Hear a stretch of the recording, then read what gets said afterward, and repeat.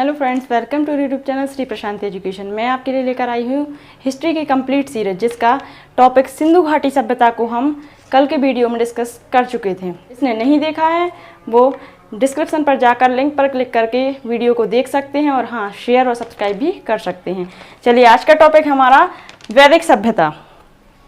जैसे हमने सिंधु घाटी सभ्यता को पढ़ा था, वैसे ही हम वैदिक सभ्यता के बारे में जानेंगे कि वैदिक सभ्यता का उदय कैसे हुआ, है ना। इस चीज़ को हम देखेंगे।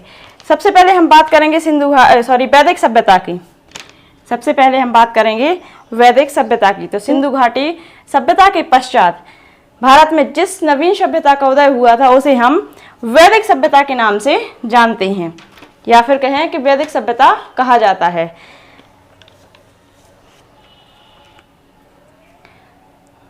आर्य अथवा वैदिक सभ्यता भी इसे कहा जाता है, या फिर वैदिक सिविलाइजेशन के नाम से भी हम इसको जानते हैं।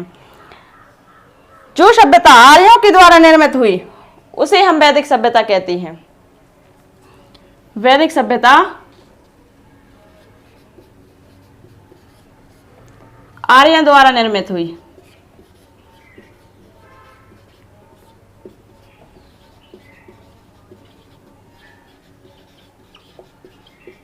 इसलिए इसे हम वैदिक सभ्यता कहते हैं या वैदिक सभ्यता के नाम से जानते हैं। आमतौर पर अधिकतर विद्वान वैदिक सभ्यता का काल 5000 ईसा पूर्व से 500 ईसा पूर्व तक मानते हैं। अधिकतर विद्वान वैदिक सभ्यता का काल 5000 ईसा पूर्व से 500 ईसा पूर्व तक मानते हैं। इस सभ्यता की जानकारी हमें पुरातत्व वेदों से प्राप्त हुई थी। इस कारण इस सभ्यता को वैदिक सभ्यता कहा जाता है। इसका एक कारण यह भी है कि हमें पुरातात्विक वेदों से इसकी जानकारी प्राप्त हुई थी, इसलिए इसे वैदिक सभ्यता कहा जाता है। इस सभ्यता का जनक आर्य लोगों को कहा जाता है। जैसा कि मैं आपको पहले बता चुकी हूं कि इसका निर्माण आर्यों के द्वारा किया गया था, इसलिए इसे वैदिक सभ्यता कहा जाता है। इस सभ्यता का जनक आर्यों को माना जाता है। वैदिक काल में शासन की बागडोर राजा के हाथ में होती थी। उस काल या फिर कहें कि उस समय में राजा किसी राज्य या क्षेत्र का राजा नहीं होता था, बल्कि वह प्रजा का या लोगों का, है ना, जन विशेष या फिर कहें लोगों का राजा हुआ करता था। लोगों का प्रधान होता था। यही कारण है कि जनता उसको उसके पद से हटा भी सकती थी, क्योंकि वह लोगों का राजा हुआ करता था, इसलिए उसको जनता उसके पद से हटा सकती थी। इस काल में राजा को कर वसूलने का अधिकार नहीं था। वैदिक सभ्यता में जो राजा हुआ करता था उसको कर वसूलने का अधिकार प्राप्त नहीं था। जो प्रजा या फिर जो जनता उसको देती थी, जो जनता राजा को देती थी, राजा को उसी में खर्च वहन करना होता था, है ना। राजा को उसी में खर्च करना होता था। आर्य सर्वप्रथम पंजाब और अफगानिस्तान में बसे।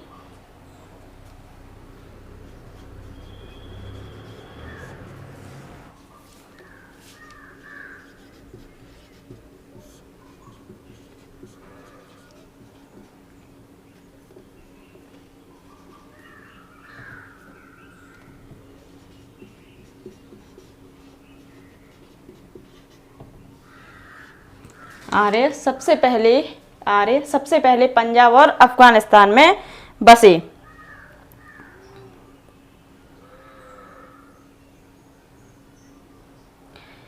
मैक्स मूलर के अनुसार आर्यों का निवास स्थान मध्य एशिया को माना जाता है।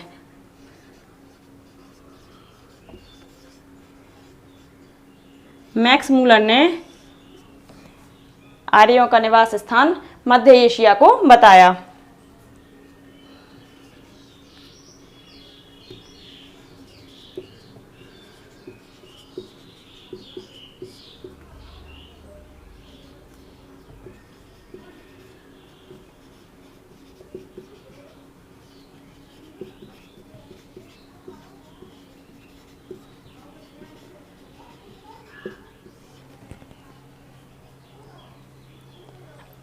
की भाषा संस्कृत थी, इनकी जो लिपि थी या फिर इनकी जो भाषा थी वो संस्कृत भाषा थी। आर्यों की जो भाषा थी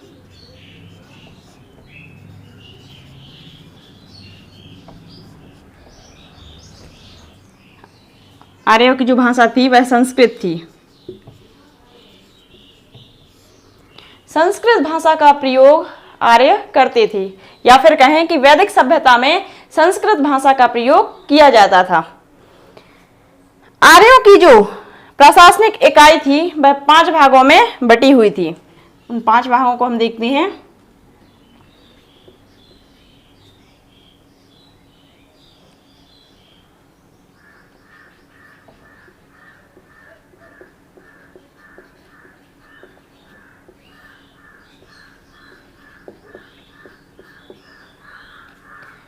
आर्यों की जो प्रशासनिक इकाई जिन 5 भागों में बटी हुई थी उन भागों को हम देखते हैं।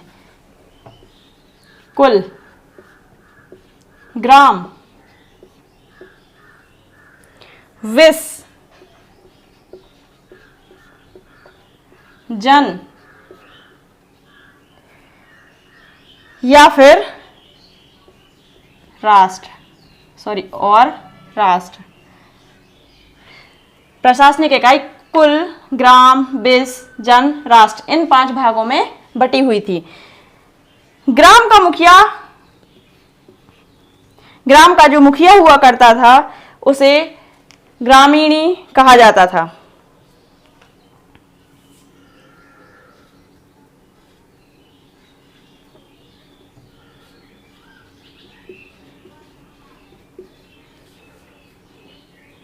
जो ग्राम का मुखिया होता था उसे ग्रामीणी कहते थे।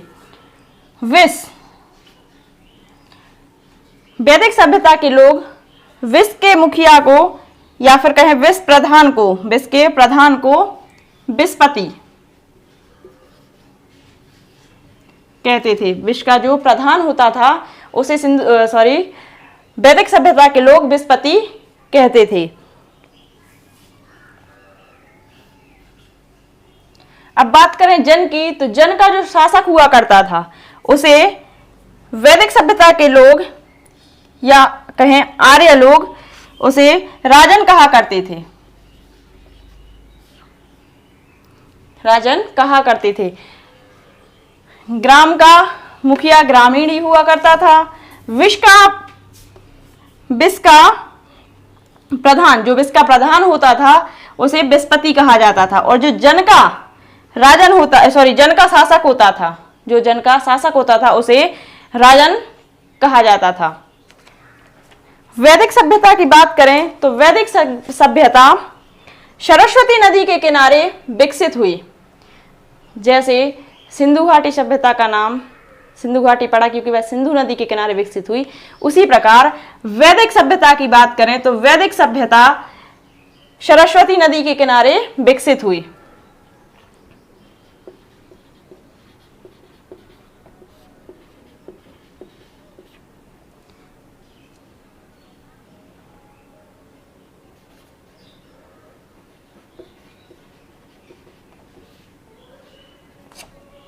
सरस्वती नदी के किनारे वैदिक सभ्यता विकसित हुई, जिसमें आधुनिक भारत के पंजाब और हरियाणा राज्य आते हैं। सरस्वती नदी के किनारे यह सभ्यता विकसित हुई जिसमें पंजाब और हरियाणा राज्य आते हैं।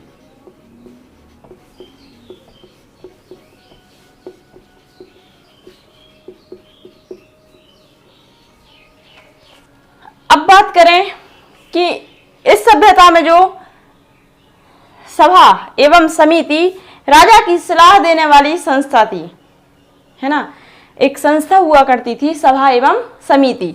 उसमें जो लोग होते थे वो राजा को सलाह देते थे। जैसे सभा में जो लोग होते थे वो राजा को सलाह देते थे, या फिर कहें समिति में जो लोग होते थे वो भी राजा को सलाह देते थे। सभा श्रेष्ठ लोगों की संस्था होती थी जो उच्च पद वाले होंगे, है ना, उनकी संस्था सभा होती थी।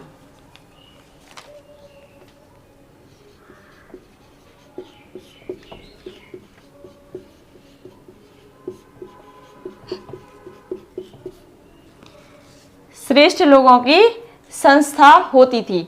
और जो समिति होती हुआ करती थी, जो समिति हुआ करती थी वह सामान्य जनता की प्रतिनिधित्व करती थी। जो सामान्य जनता हुआ करती थी, है ना, उनका प्रतिनिधित्व समिति किया करती थी। उनका जो भी निर्णय लिया करती थी, जो भी निर्णय उनका होता था, या फिर कहें जो भी उनकी निर्णय लेने वाला होता था, है ना, अगर सामान्य जनता को, अगर आम जनता की बात करें, उनको कोई परेशानी हुआ करती थी तो उसका निर्णय समिति लिया करती थी।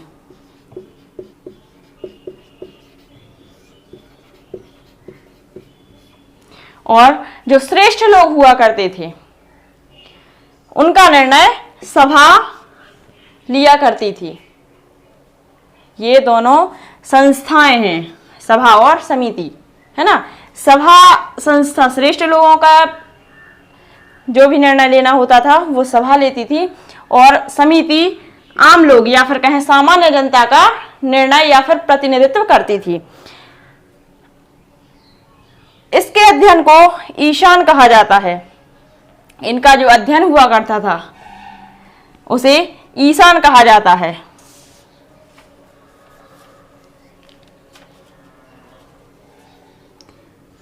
सभा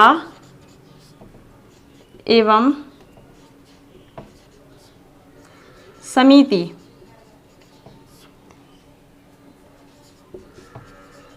का अध्ययन को ईशान कहा जाता था। ईशान कहा जाता था। वैदिक सभ्यता में, अब हम बात करें कि वैदिक सभ्यता में स्त्रियों को क्या क्या करने को मिलता था, है ना, और क्या क्या नहीं। तो वैदिक सभ्यता में स्त्रियों सभा एवं समिति में भाग ले सकती थी। जो यह दो संस्थाएं हुआ करती थी, जो यह दो संस्थाएं हुआ करती थी, सभा एवं समिति, उनमें स्त्रियां भाग ले सकती थी, उनमें स्त्रियां अपना निर्णय दे सकती थी, है ना। जो इनकी निर्णय लेने के, जैसे मैंने बताया कि सभा श्रेष्ठ लोगों का निर्णय लेती थी और समिति आम जनता का निर्णय लेती थी, तो उसमें स्त्रियां अपना निर्णय दे सकती थी। जैसे सभा की बात करें तो उसमें स्त्रियां अपना कोई भी, जो भी उनका निर्णय हो वो बता सकती थी। समिति में भी यही बात है कि वो अपना निर्णय दे सकती थी, है ना। और स्त्रियों को पढ़ने लिखने का भी अधिकार था। इस सभ्यता में स्त्रियों को पढ़ने लिखने का भी अधिकार था, तो वो पढ़ सकती थी, शिक्षा ग्रहण कर सकती थी वैदिक सभ्यता में। इस सभ्यता में बाल विवाह, पर्दा प्रथा जैसी कोई भी, बाल विवाह हुआ करते थे, है ना, पर्दा प्रथा, घूंघट डालना, ये सब इस सभ्यता में नहीं होता था। ना तो इस सभ्यता में बाल विवाह होता था और ना ही इस सभ्यता में स्त्रियों को लंबा घूंघट डालना पड़ता था। इस सभ्यता में पर्दा प्रथा का कोई प्रचलन नहीं था और ना ही बाल विवाह का कोई प्रचलन था। विधवा अपने मृतक पति, जो विधवा होती थी इस सभ्यता में, जो विधवा हुआ करती थी, वो अपने मृतक पति के छोटे भाई देवर से विवाह कर सकती थी। इसका अधिकार भी इस सभ्यता में उन स्त्रियों को था। और ये तो मैं बता ही चुकी हूँ कि स्त्रियों को शिक्षा ग्रहण करने का अधिकार भी था। स्त्रियां इस काल में अपने पति के साथ यज्ञ कार्य में भी बैठ सकती थी। वैदिक सभ्यता है, इसमें स्त्रियों को अधिकार था कि वो अपने पति के साथ यज्ञ कार्य या जो भी पवित्र कार्य हुआ करते थे उनमें बैठ सकती थी। अब हम बात करते हैं कि युद्ध में कबीले का नेतृत्व राजा किया करता था। इस सभ्यता में गविष्ठ शब्द का प्रयोग किया गया है, जिसका अर्थ है गायों की खोज।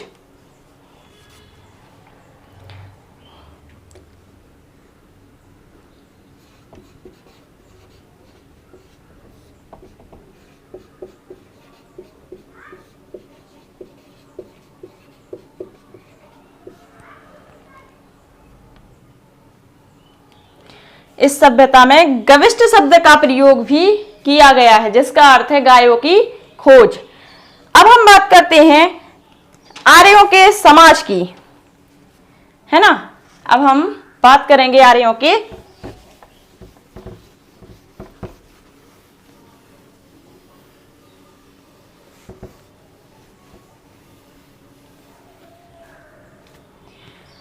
अब हम बात कर रहे हैं आर्यों के समाज की, या फिर कहें जो वैदिक सभ्यता में लोग हुआ करते थे उनके समाज की बात की जाए।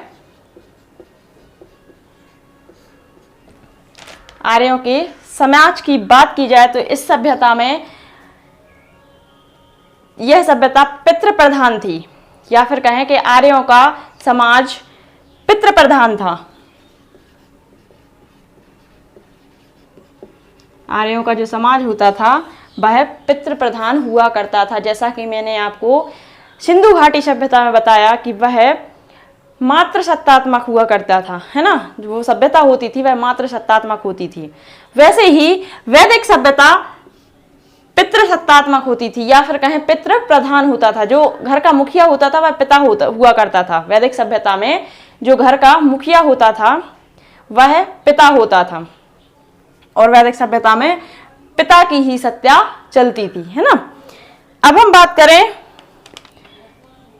समाज का मुखिया भी पिता होता था, जिसे कुलप कहा जाता था। समाज का जो मुखिया होता था वह भी पिता होता था। समाज का जो मुखिया हुआ करता था वह भी पिता हुआ करता था, है ना। उसे कुलप कहा जाता था, कुलप कहा जाता था। अब हम बात करें कि आर्य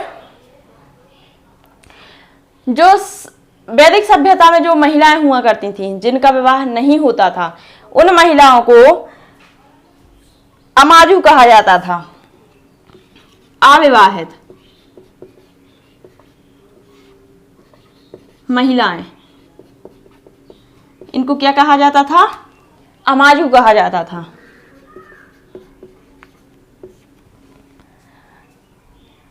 मैंने आपको बताया कि समाज, वैदिक सभ्यता का जो समाज हुआ करता था उसका पिता प्रधान होता था, है ना। मुखिया भी पिता होता था, जिसे कुलप कहा जाता था, है ना।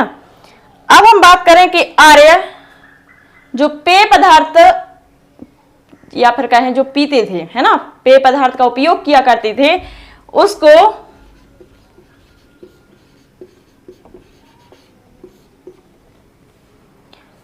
सोमरस कहा जाता था।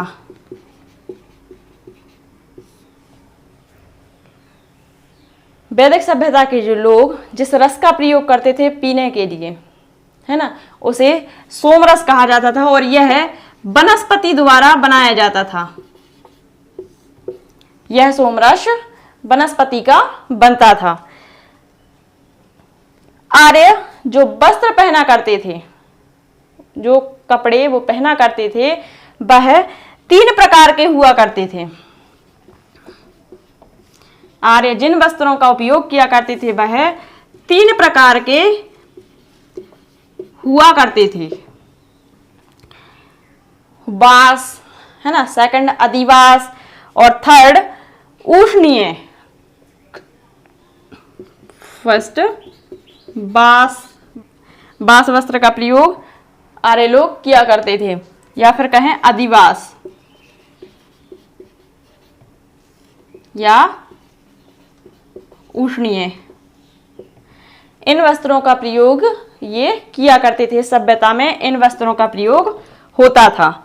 अब हम बात करें कि ये जो मनोरंजन के साधन उपयोग करते थे, कि यह मनोरंजन अपना किस प्रकार किया करते थे, किन किन वस्तुओं से यह अपना मनोरंजन किया करते थे, है ना, उनकी बात करें।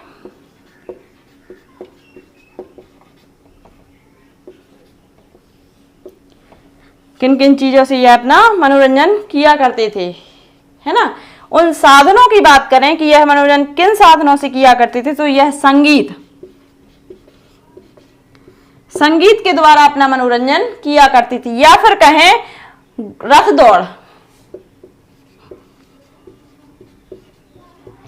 दौड़ के द्वारा भी ये अपना मनोरंजन किया करते थे, या घुड़दौड़।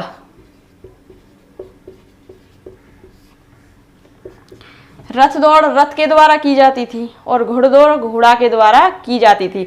और इनका सर्वप्रिय पशु घोड़ा हुआ करता था, है ना। और इनके देवता की बात की जाए, अगर हम इनके देवता की बात करें तो इनके सर्वप्रिय देवता इंद्र हुआ करते थे। इंद्र इनके सर्वप्रिय देवता हुआ करते थे, या फिर कहें वैदिक सभ्यता में सर्वप्रिय देवता इंद्र को माना जाता था। अब हम बात करें कि आर्यों के द्वारा जो वस्तु खोजी गई, जैसे सिंधु घाटी सभ्यता में बहुत सी धातुएं खोजी गई, है ना। तो धातुओं के हमें साक्ष्य मिले तो हम उस आधार पर कह सकते कि ये इन धातुओं का प्रयोग किया करते थे। उसी प्रकार वैदिक सभ्यता में जिन धातु का प्रयोग किया करते थे, जिस भी धातु का प्रयोग होता था वैदिक सभ्यता में, वैदिक सभ्यता के लोग जिस धातु का प्रयोग करते थे, या जो आर्य लोग वैदिक सभ्यता में जो आर्य लोग हुआ करते थे वो किस धातु का प्रयोग किया करते थे, तो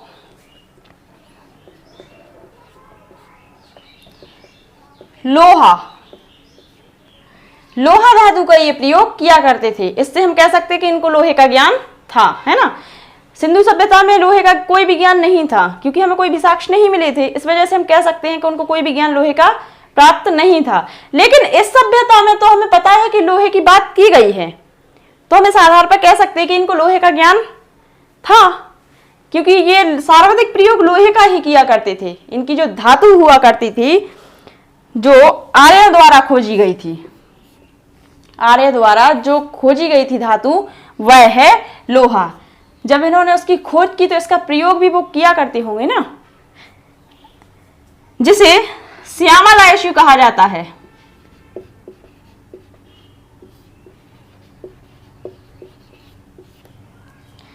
वैदिक सभ्यता के लोग इसे श्यामल आयुषु कहते थे, है ना। जो आर्य लोग हुआ करते थे वह लोहे को श्यामल आयुषु कहते थे। लोहा तो अब इसको हम कहते हैं, या हम इसको फिर आयरन भी कहते हैं, लेकिन जो वो लोग हुआ करते थे वो इसे श्यामल आयुषी भी कहते थे।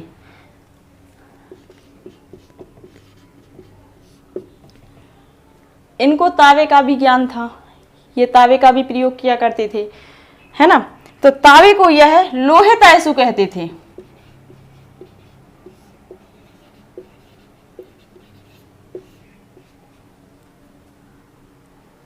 जैसा कि मैंने आपको बताया कि लोहे को यह श्यामल आयुषु कहते थे, उसी प्रकार तावे को यह लोहित आयुषु कहते थे, या फिर कहें लोहित आयुषु के नाम से इसे जानते थे, है ना।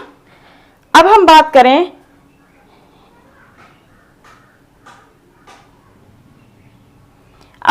इनके व्यापार की, तो यह विदेशी व्यापार भी किया करते थे। पहले तो हम वैदिक सभ्यता को ही प्राचीनतम सभ्यता कहते थे।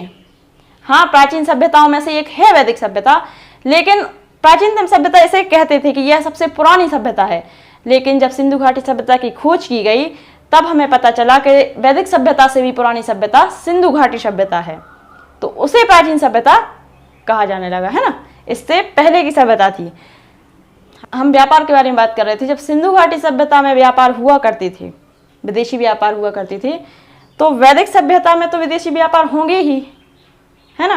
तो वैदिक सभ्यता में भी विदेशी व्यापार हुआ करते थे। अब हम बात करते हैं कि वैदिक सभ्यता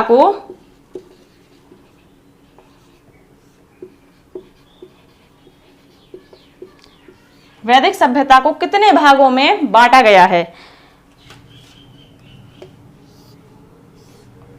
वैदिक सभ्यता को दो भागों में डिवाइड किया गया है, या फिर कहें दो भागों में बांटा गया है ना। वैदिक सभ्यता को जिन दो भागों में बांटा गया है, तो फर्स्ट है ऋग्वैदिक, या इसे पूर्व वैदिक काल भी कहा जाता है।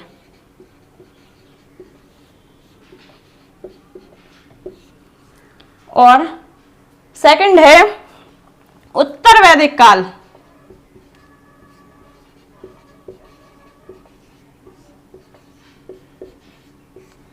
वैदिक सभ्यता को दो भागों में डिवाइड किया गया है, या फिर कहें दो भागों में बांटा गया है।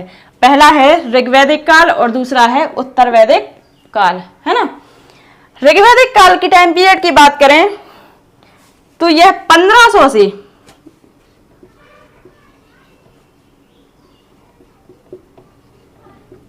1500 ईसा पूर्व से 1000 ईसा पूर्व तक।